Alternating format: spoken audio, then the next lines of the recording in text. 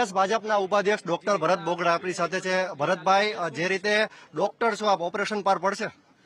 ચોક્કસપણે ભારતીય જનતા પાર્ટીની ગુજરાતમાં 25 સીટ એક તો બિનહરીફ છે, એટલે 26 સીટ ભારતીય જનતા પાર્ટીના ખાતામાં આવશે અને દેશમાં 400 થી વધારે સીટો સાથે ત્રીજી વખત આદરણીય નરેન્દ્રભાઈ મોદી સાહેબ વડાપ્રધાન બનશે અને એનડીએની સરકાર બનશે. મતપેટીઓ ખુલી ચૂકી છે. સમગ્ર ભારતમાં 25 બેઠક ઉપર ભાજપ આગળ છે અને ગુજરાતમાં પણ 25 બેઠક ઉપર. સ્વાભાવિક છે કે 400 થી વધારે સીટો આવશે, એમાં કોઈ સવાલ નથી. જીતીશું.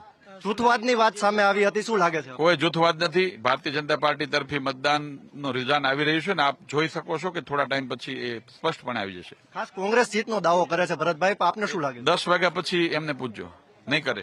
લીડ કેટલી રૂપાલાની? 5 લાખથી વધારે. 5 લાખથી વધુ લીડનો દાવો હજુ પણ ડોક્ટર ભરત બોગડા કરી રહ્યા છે. ત્યારે ગુજરાતની વાત કરવામાં આવે તો ગુજરાતમાં 25 બેઠક ઉપર ભારતીય જનતા પાર્ટી અત્યારે આગળ છે.